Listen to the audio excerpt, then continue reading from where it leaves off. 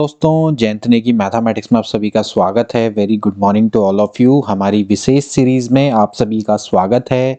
PCS सीएसईटी के लिए हमने विशेष सीरीज चलाई है जिसमें हम आपको सुबह 8 बजे ऑल्टरनेट डेज पर स्पेशल वीडियोस प्रोवाइड करवाते हैं।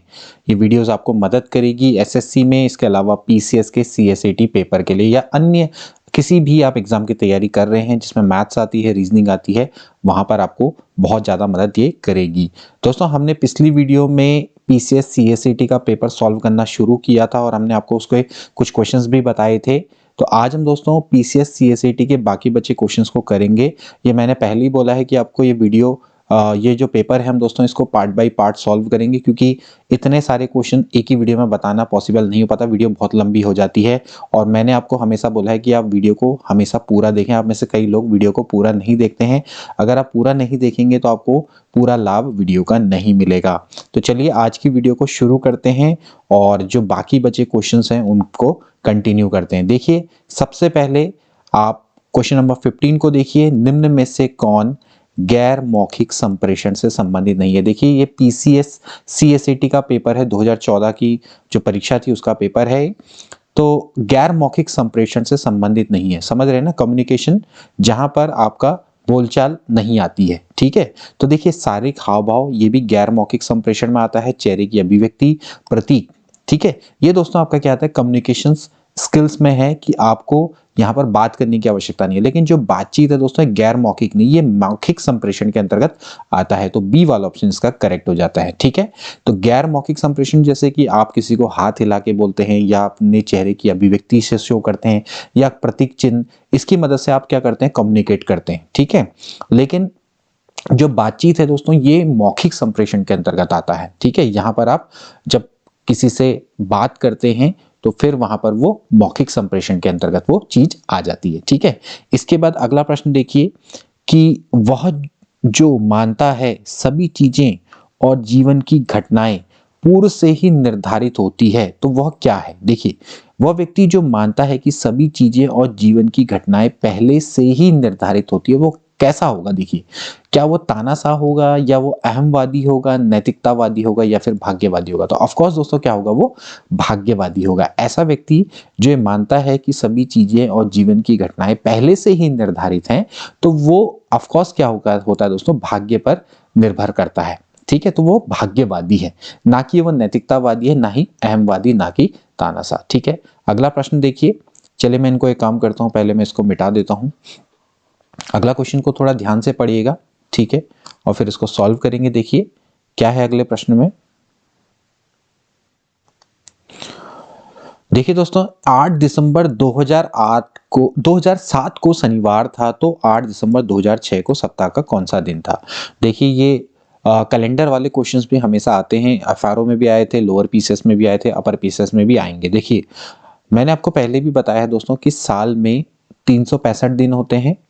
ठीक है, जब वो नॉन लीप ईयर की बात करते हैं, लीप ईयर में कितने हो जाते हैं, 366 दिन। ठीक है, तो अब अगर बात करें दोस्तों जो 364 दिन, अगर 365 दिन वाला है तो 364 दिन में दोस्तों 52 सप्ताह पूरे हो जाते हैं। ठीक है, यानी कि एक दिन एक्स्ट्रा बचता है। तो अगर हम बात करें, अगर जो दिन आपका, जैसे मान लेते हैं ये साल अगर 2006 है, 2006 में अगर 8 दिसंबर को शुक्रवार रहा होगा, ठीक है, तो 2007 में क्या रहेगा, एक दिन एक्स्ट्रा बढ़ जाएगा, शुक्रवार की जगह पे क्या आ जाएगा, शनिवार आ जाएगा। ठीक है, यहां पर आपको उल्टा करना है। यहां पर क्या है कि 8 दिसंबर 2007 को शनिवार था, तो 8 दिसंबर 2006 को सप्ताह का कौन सा दिन था? तो यानी कि आपने क्या करना है, पीछे जाना है। तो शनिवार से पहले क्या रहा होगा, एक दिन पीछे जाएंगे तो क्या हो जाएगा, शुक्रवार। तो बी वाला ऑप्शन इसका करेक्ट हो जाएगा। ठीक है, अगर प्रश्न ऐसा होता है कि 2007 को या 2006 को शनिवार था तो 2007 को क्या रहा होगा, तो 2006 को अगर शनिवार था तो 2007 को क्या हो जाएगा, रविवार हो जाएगा, यानी कि एक वो आगे बढ़ जाएगा। ठीक है, तो ध्यान रखना है कि 2007 से 2006 में आप एक दिन पीछे जाएंगे और 2006 से 2007 में एक दिन आगे जाएंगे। ठीक है, सिंपल सा लॉजिक है, इसको आप समझ दीजिए। ये इसके कारण होता है क्योंकि 365 दिन में जो 364 दिन होते हैं वो पूरा वीक बनाते हैं, वो 52 से यानी कि 7 से डिवाइड हो जाता है, बाकी एक दिन एक्स्ट्रा बचता है, एक दिन आप ऐड उसमें कर दीजिए।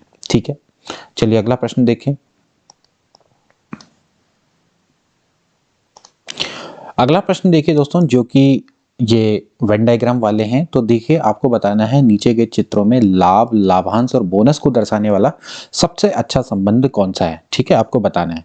देखिए लाभ, सबसे पहले लाभ देखिए यानी प्रॉफिट, लाभांश यानी कि डिविडेंड, और हम यहाँ पर बात करें बोनस की।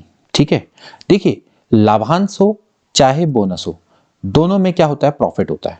ठीक है, तो यानी कि दोनों के दोनों क्या आएंगे दोस्तों, प्रॉफिट के अंदर आने चाहिए। ठीक है, तो प्रॉफिट के तो दोनों दोस्तों, ये दोनों के दोनों अंदर आएंगे, यानी कि एक सर्कल बनेगा, एक सर्कल के अंदर क्या होंगे, दोनों के दोनों होंगे। ठीक है, अब बात करते हैं देखिए दोस्तों लाभांश की। लाभांश का मतलब क्या होता है दोस्तों, डिविडेंड। डिविडेंड यानी कि जैसे अगर हम कोई शेयर खरीदते हैं तो कंपनी हमें अपने मुनाफे में से एक पार्ट देती है, तो उसको क्या बोलते हैं, लाभांश बोला जाता है। ठीक है, तो यानी कि जो हमें डिविडेंड मिलता है किसी भी शेयर पर, जो हमें प्रॉफिट मिलता है, वो एक्चुअली क्या कहलाता है, उसका डिविडेंड कहलाता है। ठीक है, जबकि बोनस क्या है, बोनस दोस्तों जैसे कि अगर आप कहीं जॉब करते हैं तो आपको जॉब में जो एम्प्लॉयर है, एम्प्लॉयर के द्वारा जो एक्स्ट्रा तनख्वाह दी जाती है कभी कभार, तो उसको बोनस बोला जाता है, जैसे कि दिवाली बोनस दे दिया। ठीक है, लेकिन ये दोनों के दोनों आपस में क्या है, कोरिलेटेड नहीं है। ये चीज अलग है, ये चीज अलग है, तो यानी कि इन दोनों के बीच में कोई भी रिलेशन नहीं है। तो आप इसको इस तरह से लिख सकते हैं दोस्तों। ठीक है, ये आपका क्या हो जाएगा, डिविडेंड हो जाएगा, ये बोनस हो जाएगा, और दोनों में होना क्या है, प्रॉफिट है। ठीक है, अगर आप कर्मचारी हैं और अगर आपको सरकार दिवाली बोनस देती है तो भी आपको प्रॉफिट होता है ऑफ कोर्स, और अगर आप कोई प्राइवेट कंपनी में काम करते हैं और अगर आप कोई शेयर खरीदते हैं और शेयर पर अगर आपको कोई कंपनी प्रॉफिट में आपको कुछ अपना पार्ट देती है, यानी कि डिविडेंड देती है, तो भी आपको दोस्तों क्या होता है, प्रॉफिट ही होता है। तो होना क्या है, दोनों केस में प्रॉफिट है, लेकिन दोस्तों ये जो लाभांश और बोनस है, ये दोनों अलग अलग चीजें हैं। ठीक है, तो यानी कि जो सी वाला ऑप्शन है इसका बिल्कुल करेक्ट है। इसके बाद देखिए अगला प्रश्न, देखिए दोस्तों यहां पर थोड़ा अच्छे लेवल का प्रश्न है। एक वर्ग के अंतर्वृत्त और बहिर्वृत्त के क्षेत्रफलों के अनुपात क्या है। तो थोड़ा सा एक अच्छा प्रश्न है, देखिए इसको किस तरह से किया जाएगा। मैं थोड़ा आपके सामने यहाँ पर एक, पहले मैं आपके सामने एक वर्ग बना के दिखाता हूँ। ठीक है, तो थोड़ा सा आपको मैं एक फिगर से इसको समझाऊंगा तो आपको शायद ज़्यादा अच्छे से क्लियर होगा। देखिए हमारे पास एक वर्ग है, ठीक है, और मैंने क्या किया, एक इसके अंदर, देखिए एक इसके अंदर एक हमने वृत्त लिया। ठीक है, ये आप देख सकते हैं, थोड़ा सा मैं इसको एडजस्ट कर लेता हूँ। ठीक है, ये इसके अंदर का वृत्त है। ठीक है, एक सेकेंड, ये ठीक है, ये मान लेते हैं ये इसका अंतर्वृत्त है जो अंदर है, और ये मान लेते हैं ये इसके बाहर एक वृत्त है। ठीक है, एडजस्ट इसको थोड़ा कर लेंगे, ये ठीक है, थोड़ा सा ये हो गया। ठीक, तो ये चीज आपको क्लियर हो गई कि अंतर्वृत्त है, यहां पर से थोड़ा मिल नहीं रहा है लेकिन कोई बात नहीं। ठीक है, ये अंतर्वृत्त है और ये बाह्यवृत्त है। ठीक है, अब दोस्तों मान लेते हैं ये जो वर्ग है, वर्ग की आप देख सकते हैं ये भुजा मैं 2a मान लेता हूँ कुछ देर के लिए, थोड़ा सा हमारे लिए सिंपल हो जाएगा, 2a मान लेता हूँ उसको। ठीक है, या चलो a मान लो, कोई फर्क नहीं पड़ता, ये इसको a मान लेते हैं। चलो ठीक है, ये a भुजा है, a भुजा है। ठीक है, ये भी आपकी कितनी है, a भुजा है। ठीक, a भुजा है। ठीक, तो अब आप देखिए दोस्तों यहां पर से आप देख सकते हैं कि जो अंदर वाला वृत्त है, ठीक है, यानी कि जो अंदर वाला वृत्त है, ये एक सेकेंड, देखिए जो अंदर वाला वृत्त है दोस्तों, ये इसकी, देखिए ये क्या है, ये इसका व्यास है। ठीक है, और जो बाहर वाला वृत्त है दोस्तों, इसका व्यास ये है। अगर आप ध्यान से देखें तो बाहर वाले के वृत्त का व्यास ये है। ठीक है, तो अब आपको दोस्तों इनकी वैल्यू निकालनी है। देखिए अंदर वाले वृत्त में देखिए ये जब a है तो ये भी दोस्तों क्या होगा, a के बराबर होगा। ठीक है, ये जब a है तो ये भी क्या होगा, a के बराबर होगा। ठीक है, तो यानी कि जो इसके अंदर वाले वृत्त की अगर त्रिज्या करें तो अंदर वाले वृत्त की जो त्रिज्या होगी दोस्तों, वो क्या होगी, व्यास का आधा, यानी कि a/2 के बराबर होगी। ठीक है, अब बात आती है दोस्तों बाहर वाले वृत्त की। अब बाहर वाले वृत्त की अगर आपको व्यास निकालना है तो देखिए ये आपका दोस्तों एक राइट एंगल ट्राइंगल है। अब राइट एंगल ट्राइंगल में अगर ये a है, ये a है, तो इसकी वैल्यू कितनी होगी, a√2। ठीक है, a√2 इसकी वैल्यू हो जाएगी। क्या करेंगे हम यहाँ पर पाइथागोरस थ्योरम का यूज कर लेंगे। ठीक है, तो यानी आपने अगर शायद पढ़ा होगा तो कर्ण का वर्ग बराबर होता है लंब का वर्ग धन आधार का वर्ग। ठीक है, तो ये आप सिंपली याद रखिए कि अगर ये a है यानी कि लंब और कर्ण की वैल्यू, लंब और जो नीचे आधार है उसकी वैल्यू अगर a है तो इसकी वैल्यू क्या होगी, a√2 के बराबर होगी। ठीक है, तो a√2 अगर इसके व्यास, अगर ये इसका व्यास है तो इसकी त्रिज्या क्या होगी, पहले वाले की त्रिज्या a/2 है तो इसकी त्रिज्या क्या हो जाएगी a√2/2, यानी कि a/√2। ठीक हो गया। तो अब आपको क्या हो गया दोस्तों, दोनों वृत्त की त्रिज्याएं मिल चुकी हैं, तो दोनों वृत्त के आपको क्षेत्रफलों का अनुपात निकालना है। क्षेत्रफलों का अनुपात क्या हो जाएगा, a1/a2।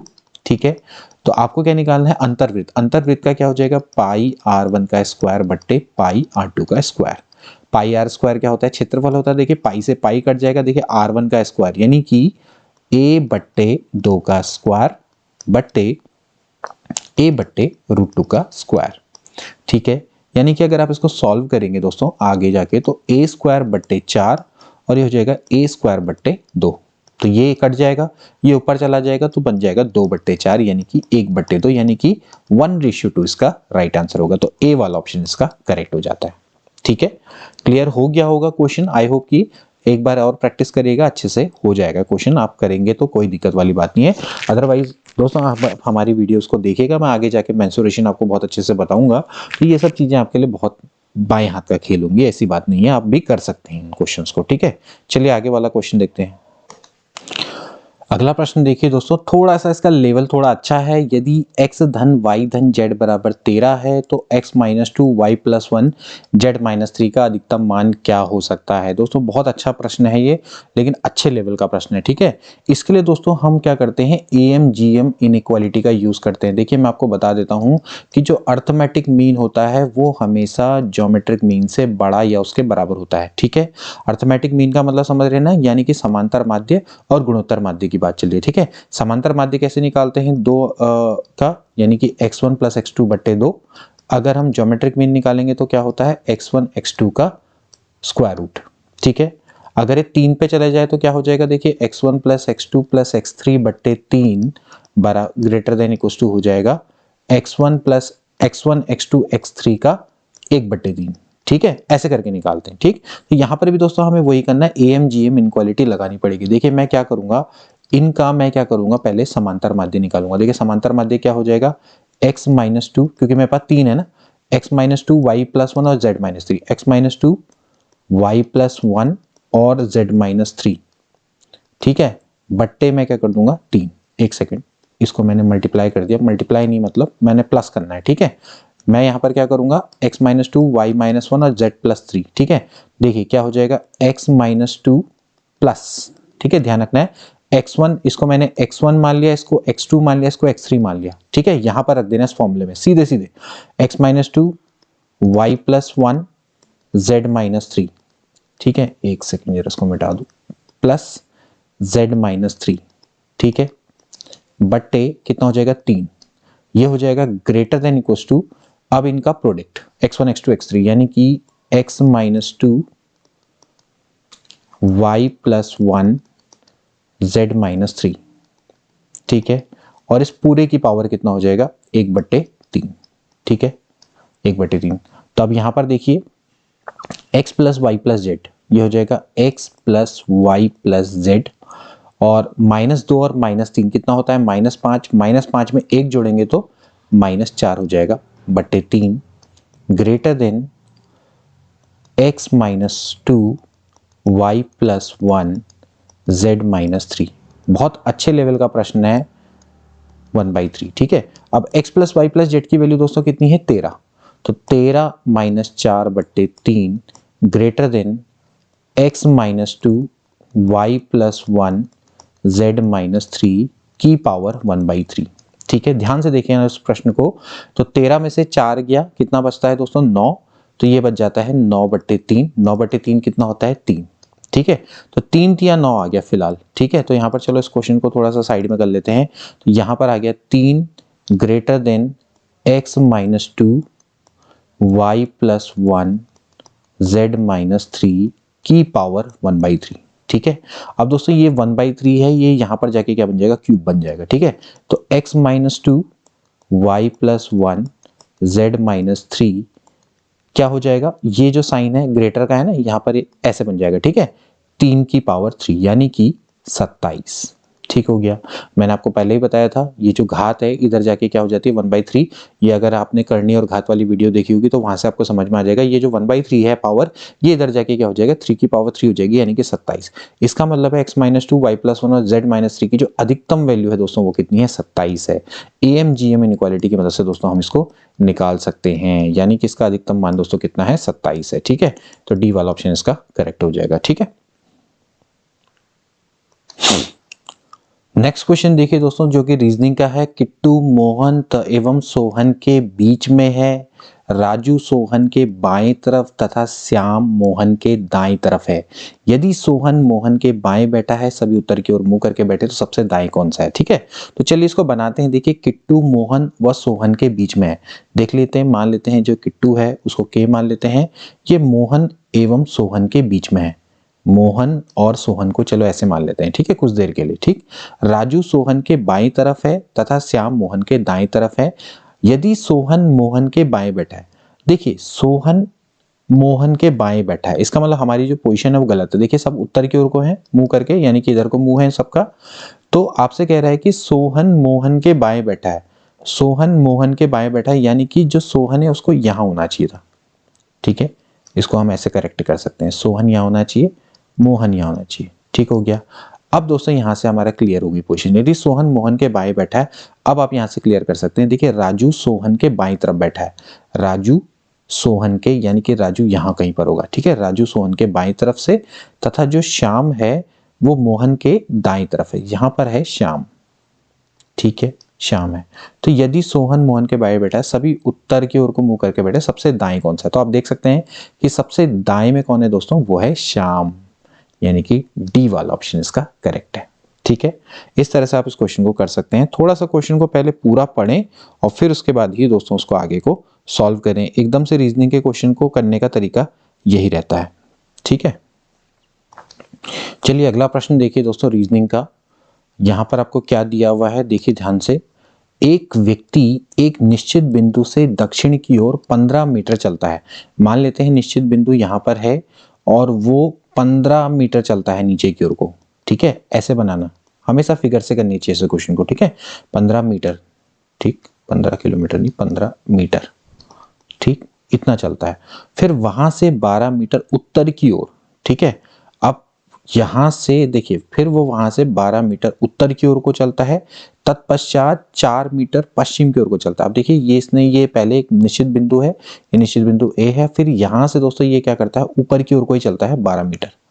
ठीक है, 12 मीटर, ये 12 मीटर ऊपर की ओर को ही चल देता है। ठीक है, और फिर वहां से दोस्तों ये क्या करता है, 12 मीटर उत्तर की ओर और तत्पश्चात 4 मीटर पश्चिम की ओर को चलता है। ठीक है, 4 मीटर कहाँ की ओर को चलता है, पश्चिम की ओर को। ये देखिए 4 मीटर ये कहाँ को गया, पश्चिम की ओर को गया।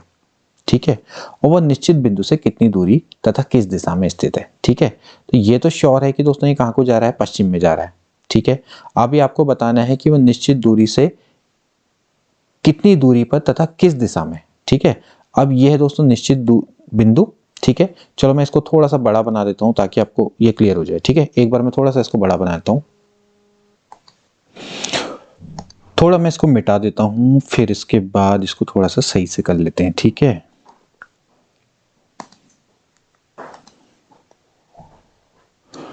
देखिए यहाँ पर इसको किस तरह से किया जाएगा। एक व्यक्ति एक निश्चित बिंदु से दक्षिण की ओर 15 मीटर जाता है, यानी कि एक निश्चित बिंदु से 15 मीटर ये दक्षिण की ओर को गया। ठीक है, उसके बाद फिर उत्तर की ओर को 12 मीटर जाता है। ठीक है, और फिर तत्पश्चात वो क्या करता है, 4 मीटर पश्चिम की ओर को जाता है। ठीक है, 4 मीटर पश्चिम की ओर को जाता है। ठीक है, यानी कि ये जो डिस्टेंस है वो कितनी है दोस्तों, 3 मीटर है। ठीक, अब आपको बताना है कि वो ये पोजीशन मान लेते हैं ए है, ये पोजीशन बी है, तो यहां से कितनी दूरी पर ये अवस्थित है। देखिए ये, ठीक है, एंड ये ध्यान रखना कि दोस्तों ये जो दिशा है ये आपकी क्या है, साउथ है, और ये आपकी क्या है दोस्तों, ईस्ट। ठीक है, तो एक्चुअली वो दोस्तों क्या है, दक्षिण पश्चिम में। ठीक है, और आपको ये डिस्टेंस निकालनी है। अब ये डिस्टेंस कैसे निकालेंगे, फिर से वही क्या लगाएंगे, पाइथागोरस थ्योरम। तो पाइथागोरस थ्योरम से क्या हो जाएगा, √4 का स्क्वायर प्लस 3 का स्क्वायर, यानी कि 4 चक्को होता है 16 प्लस 9 यानी कि 25 का स्क्वायर रूट यानी कि 5। तो ये डिस्टेंस दोस्तों कितनी हो जाएगी, 5 मीटर हो जाएगी। और जो इसकी दिशा है दोस्तों, वो दिशा क्या होगी, ईस्ट और साउथ के बीच में, यानी कि दक्षिण पश्चिम दिशा में होगा वो, ठीक है, दक्षिण पश्चिम दिशा, ठीक है, ईस्ट नहीं, मतलब मैं ईस्ट बोल रहा हूँ, सॉरी वेस्ट, ठीक है ना, वेस्ट, ठीक, तो दक्षिण पश्चिम, ठीक, सी वाला ऑप्शन इसका करेक्ट हो गया। चलिए अगला प्रश्न देखिए, अगला प्रश्न में क्या लिखा हुआ है, ध्यान से देखिए कि एक चित्र में एक स्त्री की ओर को इंगित करते हुए एक आदमी ने कहा कि इसकी माँ की माँ मेरे पिता की माँ है, तो आदमी का चित्र वाली स्त्री से क्या संबंध है, ठीक है, ध्यान से देखना क्वेश्चन को। एक चित्र में एक स्त्री की ओर इंगित करते हुए एक आदमी ने कहा इसकी माँ की माँ, ठीक है, ध्यान से देखिए कि एक आदमी है मैन, ठीक है, उसने कहा एक स्त्री की ओर को, ठीक है, यानी कि फीमेल को, कि फीमेल की मदर, ठीक है, फीमेल की जो मदर है उसको मदर मान लेते हैं, ठीक है, इसकी माँ की माँ मेरे पिता की माँ है, ठीक है, इसकी मदर की मदर, देखिए इसकी मदर की मदर, यानी कि जो एक, मतलब जो इस फीमेल की जो मदर की मदर है, यानी कि जो दोस्तों इसकी नानी है, ये तो इसका मतलब है ना, इसका नानी है, वो एक्चुअली मेरे पिता की माँ है। तो दोस्तों क्या कह रहा है यहाँ पर कि भाई इसके माँ की माँ यानी कि इसकी नानी मेरे पिता, मतलब कि इसके दोस्तों जो फादर हैं, इसके फादर, ठीक है, इनकी मदर है, समझ रहे हैं, तो यानी कि जो इसका फादर है और इसकी जो मदर है ये दोनों आपस में क्या है, भाई बहन है, ठीक है, तो अगर ये दोनों भाई बहन हैं तो ये भी दोनों आपस में क्या होंगे दोस्तों, भाई बहन होंगे, लेकिन क्या होंगे, कजन बन, ठीक है, कजन, तो कजन में यानी कि जो ये है वो एक्चुअली क्या है, ममेरा उसका भाई है, ठीक है, क्योंकि देखिए जो उसके फादर की मदर है वो उसके मदर की मदर है, ठीक है, मतलब कि लड़की के मदर की मदर है, ठीक है, यानी कि इस लड़की की वो नानी है और ये लड़का है इसकी वो दादी है, देखा जाए तो, ठीक है, तो इसके जो फादर मदर हैं वो दोनों क्या है दोस्तों, भाई बहन है, ठीक है, और वो जब दोनों भाई बहन हैं तो इनके जो बच्चे होंगे दोस्तों आपस में क्या होंगे, कजन होंगे, तो वो उसका क्या है दोस्तों, ममेरा भाई है। तो दोस्तों आज के लिए इतना ही, थोड़ा मैं व्यस्त हूं अभी, मुझे किसी काम के कारण अभी जाना पड़ रहा है कहीं, बाकी की वीडियो मैं पूरी करूंगा, बाकी का जो पीसीएस सीएसईटी का पेपर है वो भी जल्दी ही आपको पूरा करवाया जाएगा, ठीक है, तो ऐसी वीडियो के लिए आप हमारे चैनल को सब्सक्राइब कर सकते हैं। मिलते हैं अगली वीडियो में, till then take care and good bye.